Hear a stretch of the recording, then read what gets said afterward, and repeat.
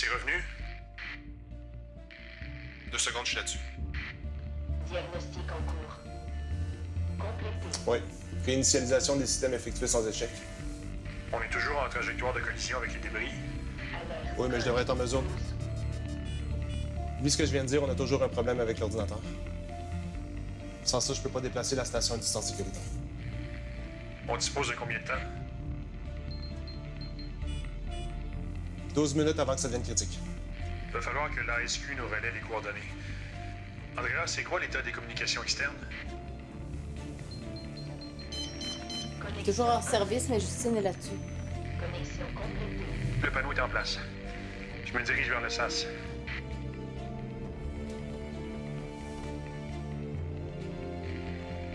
OK, tu peux déverrouiller, je suis au SAS. C'est bon, je t'ouvre. Utilisation du SAS.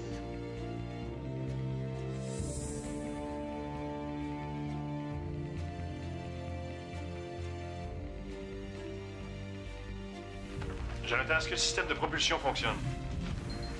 Oui, mais j'essaierai pas de déplacer la station sans les coordonnées. De toute façon, avec le temps qui nous reste, c'est soit je déplace la station en pleine à l'extérieur de la trajectoire du débris, ou en plein temps. Justine, on dispose de combien de temps? J'ai pas encore repéré le problème, mais je suis proche. Ah, j'ai besoin de certitude, Justine. Alerte. Reste 6 minutes avant impact. Je suggère qu'on active la procédure d'évacuation d'urgence. On n'est pas rendu là, j'ai confiance. OK, c'est bon, je l'ai. Module 00, secteur A, accès autorisé. Base, ici Sacadaris. Urgent, relayez les coordonnées du débris spatial.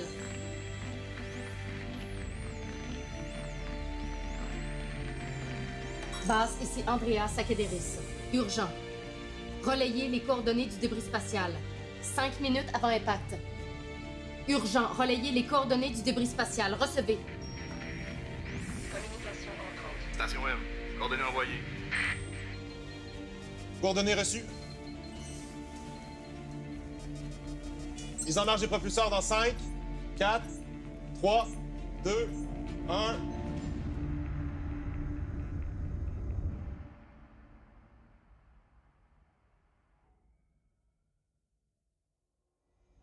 Collision avortée. M est hors de danger. Bravo. Excellent boulot, tout le monde. Toute une 500e journée.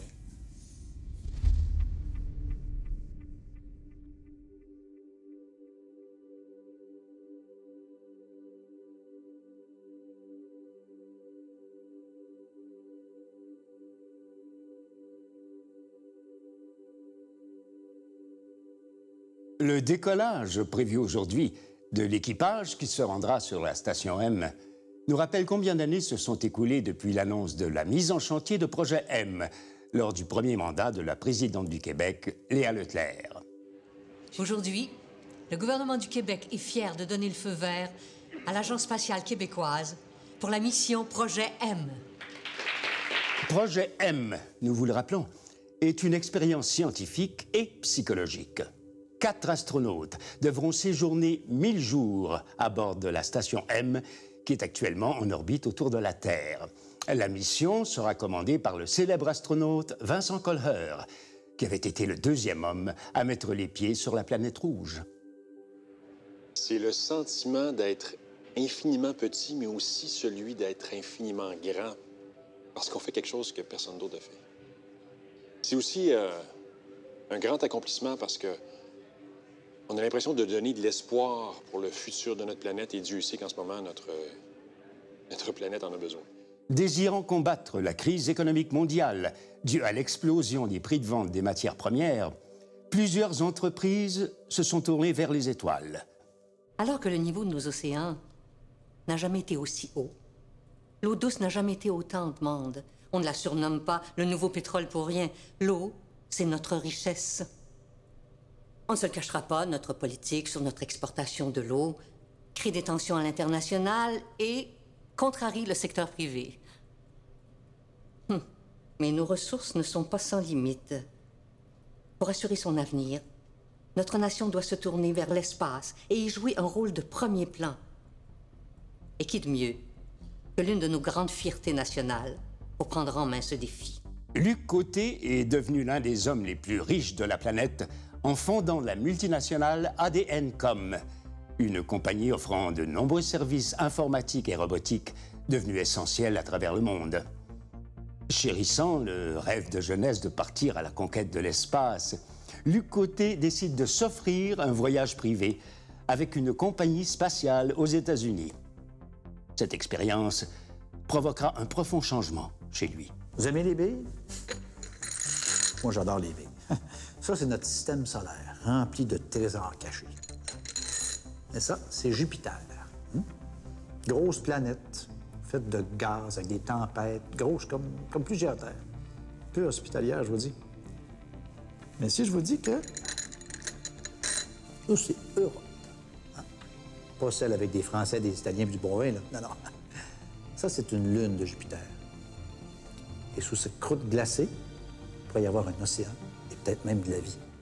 Alors, en ce moment même, on a envoyé une sonde robot, Oasis, qui creuse la croûte glacée d'Europe pour bien sûr découvrir tous ses secrets. Et éventuellement, on voudrait envoyer des humains aussi là-bas.